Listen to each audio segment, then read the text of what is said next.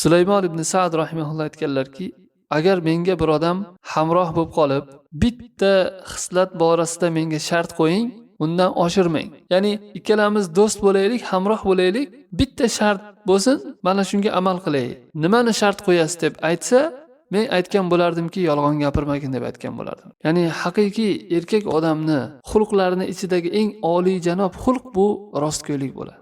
Odam shu hayotda rost gapirsam ishlarim yurishmay qoladi, yolg'on gapirsam ishim o'xshab ketadi deb o'ylab yolg'on gapiradi ekanda. Bo'lib ham tijoratchilar mana savdoda shu bilan foyda qilaman deydi, lekin ayni shu tarafdan bebarakalik keladi va rostgo'ylikda baraka bor. Bu narsani bilmaydi, tushunmaydi.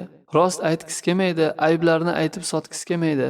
Sotolmay qolaman, rizqim kamayadi deydi, ayni teskarisi aytilgan aslida. Rasululloh sallallohu alayhi vasallam Imom Buxoriy rivoyatida aytadilar: "Al-bay'ani bil khiyar ma lam yatafarraqa." Ikkita savdo qilayotgan odam ixtiyorda bo'ladi, modomiki bir-biridan ajralib ketmasa.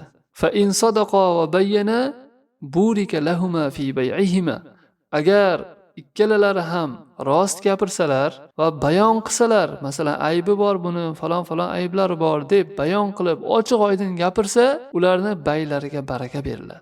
Rostgo'ylik baraka berilishiga sabab bo'lyapti. Va in katama va kadaba, agar yashirsalar va yolg'on gapirsalar, ya'ni ayblarni berkitsa, aytmasa, yo aybi yo'q, kraska qilinmagan desa kraska qilingan bo'ladi qancha mashinalar. Urilmagan, usta ko'rmagan deydi, usta ko'rgan bo'ladi.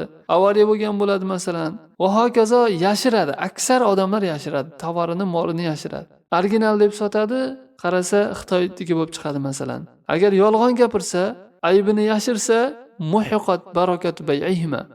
Baylarini barakasi o'chiriladi deganlar. Qarang, mana bu savdoim chaqqon bo'lsin, birim 2 bo'lsin deb qilyapti, aksincha harakatlari orqaga qarab ketyapti. Rasululloh sallallohu alayhi vasallam al-yaminul kadiba munaffiqatun lis-sil'a mumhiqatun lil baraka deb aytganlar. Yolg'on qasam ichish, ya'ni savdo sotiqda yolg'on qasam ichib, Allohga qasam, vallohi haqiqiysi ana shu original, aybi yo'q, usta ko'rmagan, urilmagan, kraskalanmagan deb sotyaptimi? Yolg'on qasam ichib, bu tovarni munaffiqotun o'tkazadi, to'g'ri. Ya'ni shu sababdan odam savdosi chaqqon bo'lib ketar ko'rinishida.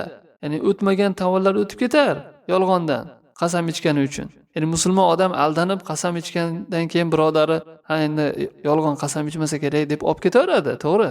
Lekin u oxir oqibat barakani o'chiradi. Odam faqatgina pul topish emas-ku, to'g'rimi? Uni barakasi bor. Bu halol pokiza insonga rizq bo'lib qolishi bor. Qancha odamlar harom harish yo'llari bilan pul topadi.